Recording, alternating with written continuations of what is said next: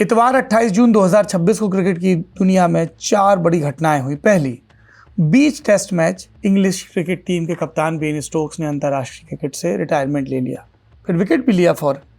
दूसरी, भारतीय महिला क्रिकेट टीम ऑस्ट्रेलिया के हाथों हार गई, T20 वर्ल्ड कप से बाहर हो गई। तीसरी, केमर रोच ने टेस्ट क्रिकेट में 300वां विकेट हासिल किया। चौथी और इंडियन एंगल से सबसे बड़ी खबर, भारतीय T20 मेंस टीम आयरलैंड से 2-0 से सीरीज हार गई। आयरिश क्रिकेट टीम ने अपनी तमाम अचीवमेंट्स की लिस्ट में एक और इजाफा किया। और ऐसा कतई नहीं कि भारतीय महिला टीम के बाहर होने की खबर छोटी मोटी है, लेकिन महिला टीम के साथ टीम कॉम्बिनेशन, स्ट्राइक रेट को लेकर लगातार मसले चल रहे थे, जिसके बारे में खुले मुंह से बात भी हो रही थी। खुद टीम के हेड कोच अमोल मजूमदार ने कहा कि टीम ने पूरे टूर्नामेंट में बैटिंग, बॉलिंग और फील्डिंग तीनों में एवरेज परफॉर्म किया।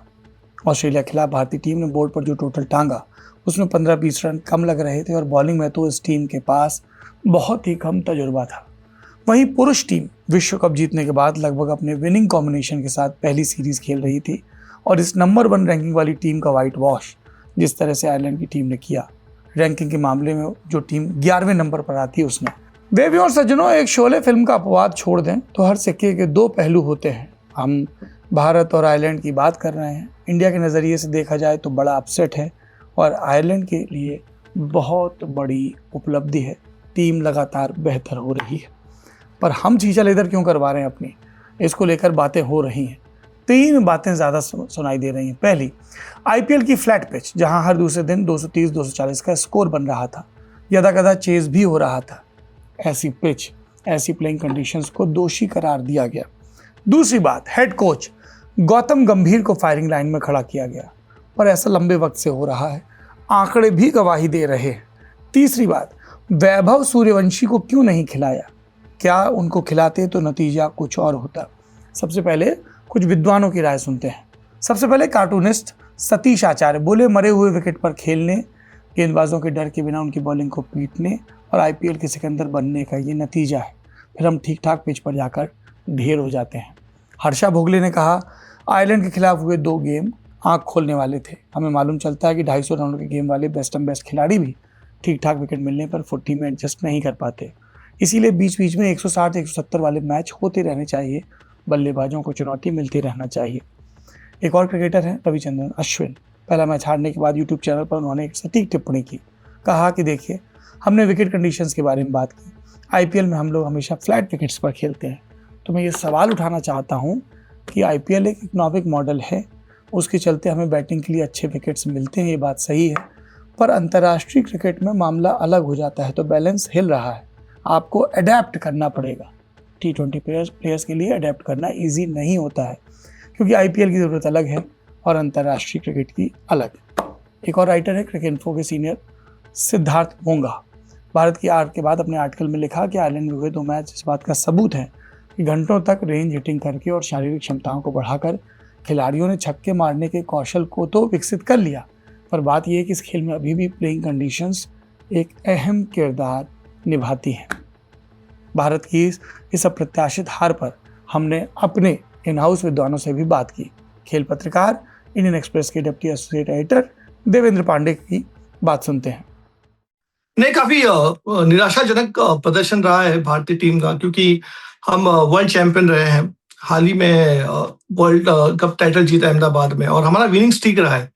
और जैसे भारत जैसी टीम को कोई नहीं चाहेगा कि ऐसे आयरलैंड जैसी टीम के साथ हारे, क्योंकि हमारा परफॉर्मेंस बहुत हाई लेवल का रहा है। हम जैसा हमने क्रिकेट खेला है, तो कहीं ना कहीं इस टीम को मतलब ऑफिस, आई एम श्योर जब टीम मैनेजमेंट बैठेगी तो इस पर चिंतन जरूर करेगी कहाँ लैप्सेस हुए हैं।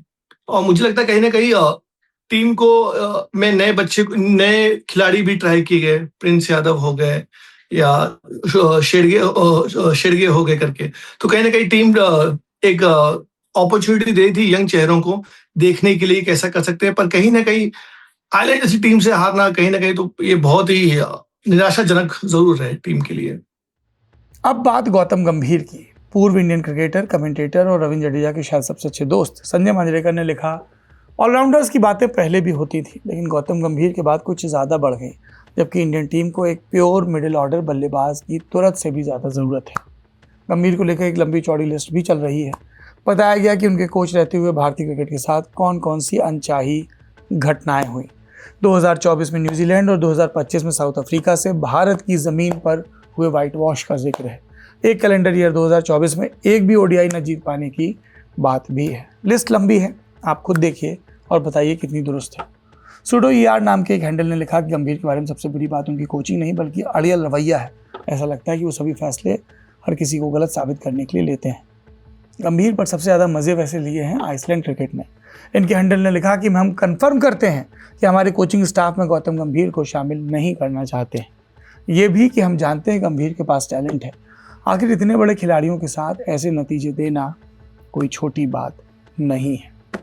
गौतम गंभीर और उनकी लगातार हो रही स्क्रूटनी के बारे में इंडियन एक्सप्रेस के स्पोर्ट्स एडिटर संदीप द्विवेदी से भी हमने बात की। देखिए, गौतम गंभीर हर रोज, हर सीरीज, हर मैच में लाइन ऑफ फायर में हैं और रहेंगे, ठीक है, क्योंकि उनके डिसीजन उनके अपने डिसीजन होते हैं। लेकिन एक बात हमें बहुत ही क्लियरली समझनी यहाँ पे चाहिए कि Gautam is the best we have when it comes to white ball cricket.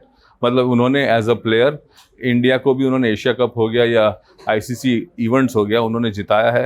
As a IPL captain and a coach वो बहुत ही आप इस पे डिबेट कर सकते हैं कि टेस्ट क्रिकेट में एज अ कोच उन्होंने डिलीवर नहीं किया एट होम स्पेशली। हम लोगों को काफ़ी सेटबैक्स हुए हैं, लेकिन वाइट बॉल क्रिकेट में ही अंडरस्टैंड्स। और द सेम टाइम हमें ये भी देखना चाहिए कि ये थोड़ी सी एक्सपेरिमेंटल साइड है, मतलब it's not the best side we have.